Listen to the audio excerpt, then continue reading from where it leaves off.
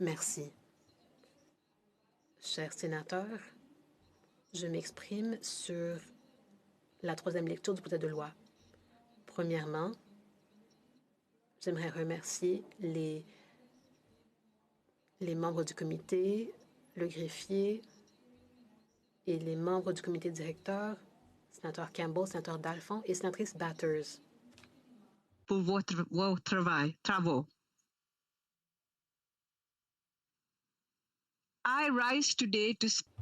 Aujourd'hui, je vous parle du projet de loi C7 et de l'extension qu'il propose à l'aide médicale à mourir pour inclure les personnes qui souffrent de maladies non traitables, mais dont la fin de vie n'est pas prévisible.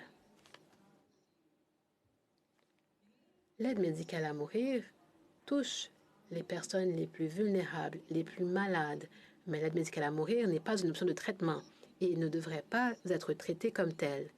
L'aide médicale à mourir s'adresse à des personnes comme Janet Hopkins qui, dans sa lettre, nous a dit, et je cite, « Tous les humains et tous les animaux ont un besoin primordial de survivre. Qu'est-ce qui amène alors une personne à préférer la mort? La douleur constante qui ronge l'âme. Cette douleur détruit. On commence à se poser des questions.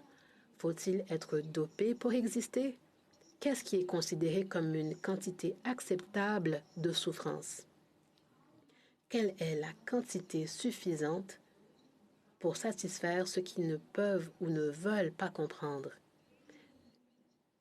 Il y a une limite à l'endurance d'une personne. Ce n'est pas que l'on veuille mourir, c'est que la douleur nous a enlevé la volonté de vivre. Je ne suis plus la même personne que j'ai été toute ma vie. Je suis en train de me perdre. Fin de la citation. Honorable sénateur, Madame Hopkins avait beaucoup plus de choses à dire. Certaines choses étaient si sensibles que je ne pourrais pas les partager avec vous, mais les membres du comité savent de quoi il s'agit, et c'est le type de souffrance dont on parle aujourd'hui.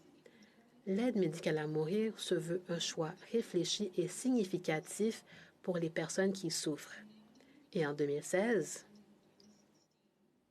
notre système juridique a été intégré pour permettre une telle autonomie.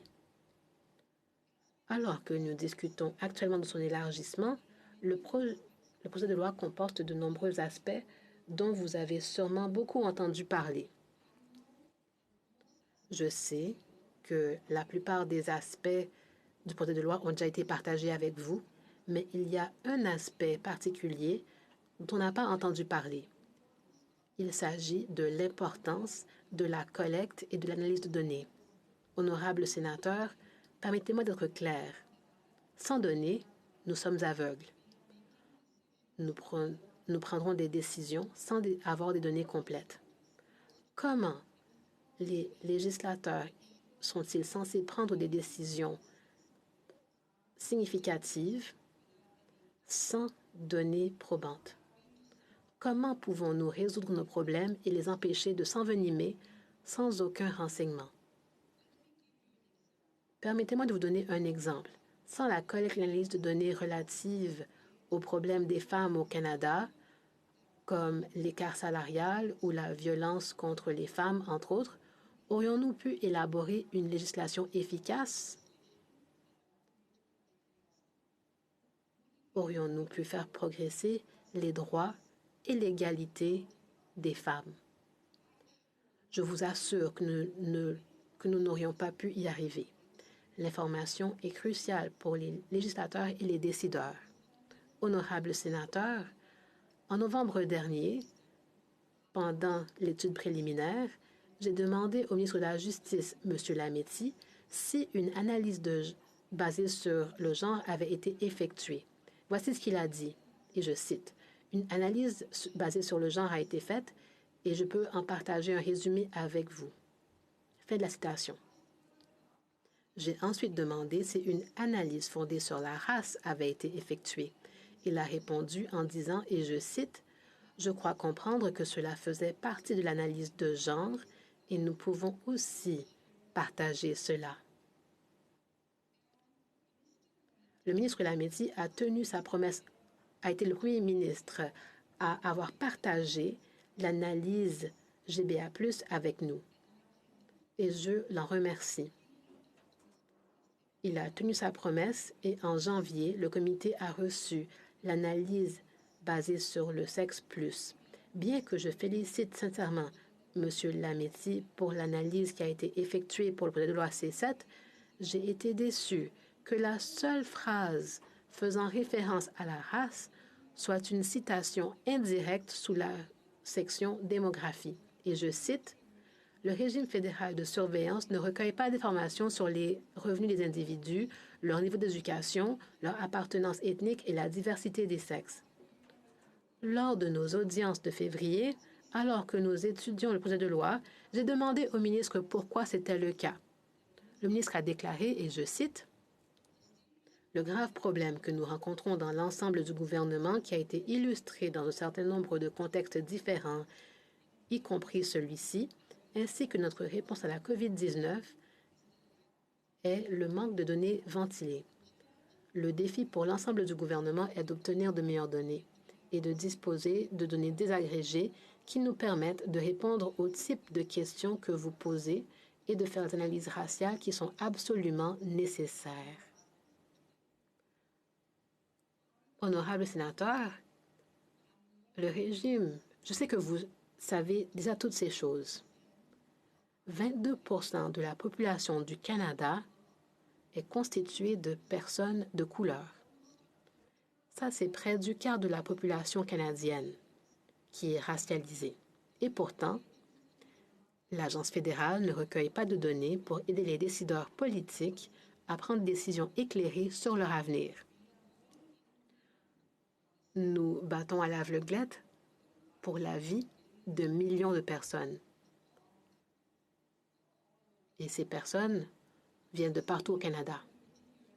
Lors des audiences du comité, j'ai posé des questions à des témoins de la section de la politique en matière de droit pénal et j'ai posé des questions sur la collecte de données fondées sur la race.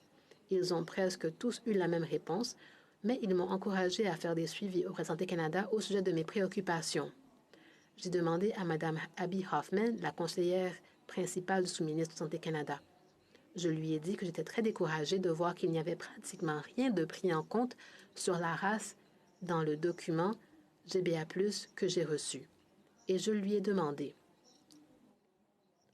étant donné que les pouvoirs réglementaires appartiennent au ministère de la Santé, à votre connaissance, ces données raciales désagrégées sont-elles collectées par le gouvernement fédéral?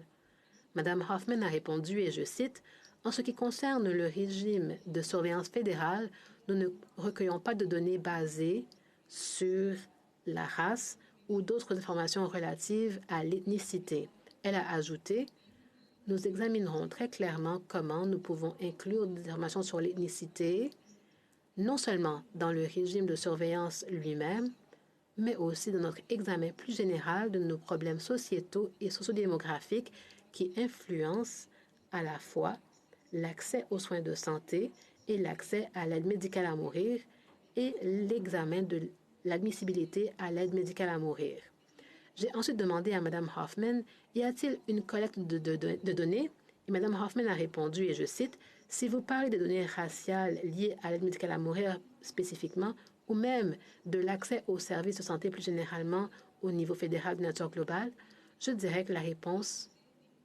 est non. » La réponse est non, honorable sénateur. Nous ne recueillons pas de données sur un quart de la population, c'est-à-dire des millions de Canadiens.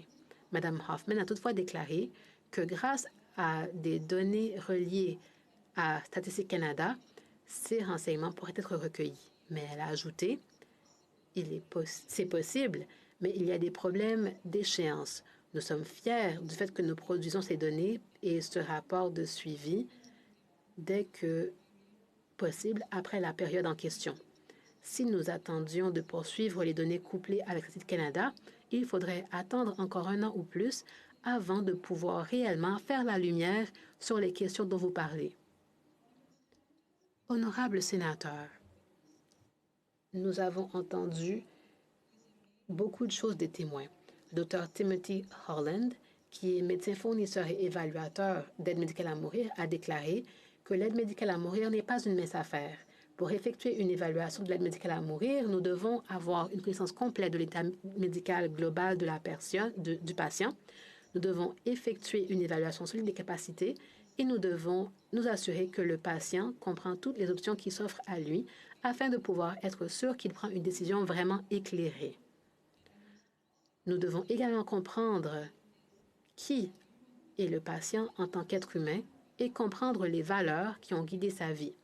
Ce n'est qu'alors que nous pouvons vraiment évaluer s'il répond aux critères de l'aide médicale à mourir et s'il est sûr que c'est vraiment la décision du patient qui est prise sans contrainte.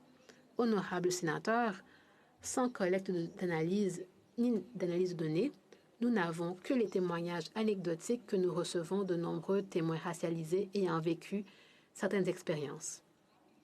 Je crois que le moment est venu dans notre pays de recueillir des données concernant tous les Canadiens. Nous devons faire beaucoup mieux. Honorable sénateur, nous étudions ce projet de loi et j'aimerais soulever le problème du manque de données sur près d'un quart de la population. Chers sénateurs, je soulève cette question et j'aurais pu soulever beaucoup d'autres choses. Ce que j'ai fait en décembre et en janvier, c'est que je me suis dévouée à ce projet de loi. Je soulève cette question parce que je craignais que nul autre ne le ferait. Ici, au Canada, nous voulons l'harmonie. Pour obtenir l'harmonie, nous devons être prêts, nous devons nous comprendre les uns les autres. Lorsque j'étais plus jeune, et vous m'avez entendu raconter cette anecdote à maintes reprises, ma mère me demandait de jouer au piano. Parfois, pour l'embêter, je ne jouais que sur les touches noires et parfois, je ne jouais que sur les touches blanches. Chers sénateurs, essayez cela et vous verrez qu'il n'y aura aucune harmonie si on ne joue qu'avec un certain groupe de couleurs. Pour avoir une réelle harmonie au Canada, pour servir tous les Canadiens, nous, les législateurs, devons regarder les besoins de tous les Canadiens. Sure that we have data. Nous devons nous assurer que nous avons des données pour tous les Canadiens. On ne peut pas dire qu'on n'avait pas le temps d'aller chercher les données pour un quart des populations. Je sais que vous êtes tous d'accord avec moi. Ce n'est pas acceptable. Merci beaucoup.